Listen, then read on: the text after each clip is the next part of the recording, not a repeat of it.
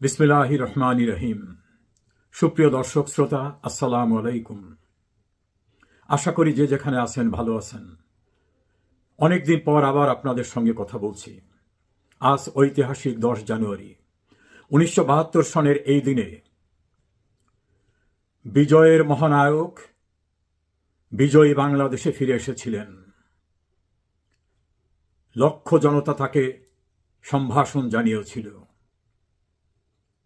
পাকিস্তানের কারাগারে তাকে মৃত্যুদণ্ড আদেশ দেওয়া হয়েছিল, কিন্তু বিশ্ব জনমতের চাপে বাংলাদেশ স্বাধীন হয়ে যাওয়া সবকিছু মিলে তারা সেই ফাঁসির রায় কার্যকর করতে পারেনি।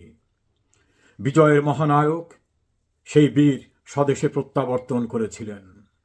তিনি না ফিরলে হয়তো আমাদের স্বাধীনতা অর্থবহ হতো কিনা, আমাদের বিজয় পূর্ণাঙ্গতা পেত না, আমাদের সার্বভৌমত্ব পূর্ণাঙ্গতা পেত কিনা সে সন্দেহ থেকে যায়।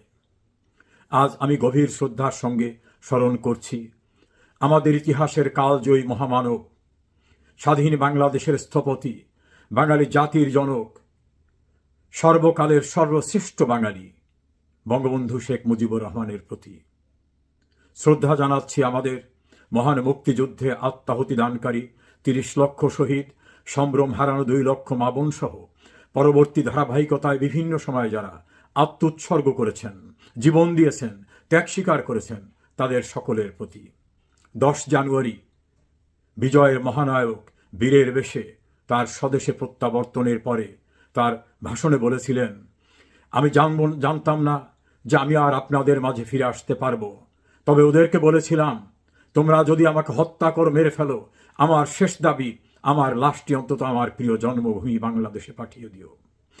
তিনি কৃতজ্ঞতা প্রকাশ করেছিলেন দেশ বিদেশের সকলের কাছে, মুক্তিবাহিনী সহ বিভিন্ন পর্যায়ে যারা ত্যাগ স্বীকার করেছেন তাদেরকে।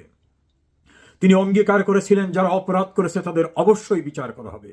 তিনি বলেছিলেন আইনানুগভাবে স্বাধীন বিচার ব্যবস্থার মধ্য থেকে তাদের বিচার করা হবে, কাউকে ক্ষমা করা হবে না যারা অপরাধ করেছিলেন। তিনি অঝরে কেঁদে বলেছিলেন, আজ আমার আশা পূর্ণ হয়েছে, আজ বাংলাদেশ স্বাধীন হয়েছে। বঙ্গবন্ধু আমাদের সমকালীন ইতিহাসের শ্রেষ্ঠ সন্তান। বিবিসির জরিপে বঙ্গবন্ধু বাঙালি জাতির সর্বকালের সর্বশ্রেষ্ঠ ব্যক্তি।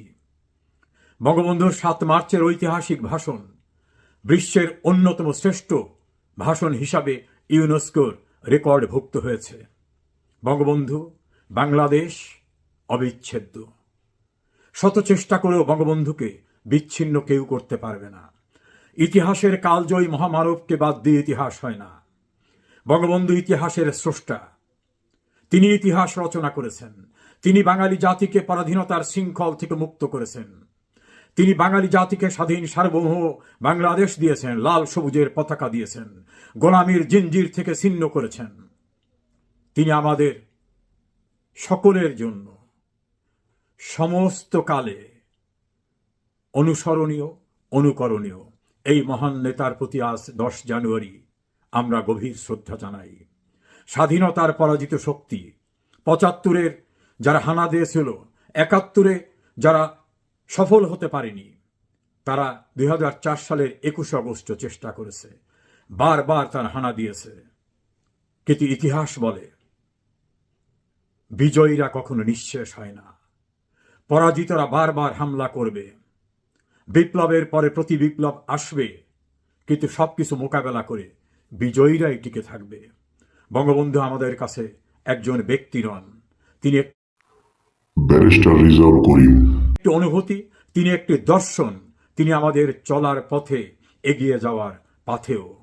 কাজী ব্যক্তি বঙ্গবন্ধু, শারীরিক বঙ্গবন্ধু না থাকলেও আকাশ বাতাস শ্যামল সৈকত নদী বাংলাদেশের সর্বত্র বঙ্গবন্ধু বিরাজমান। হে পিতা, তোমায় অতল শ্রদ্ধা।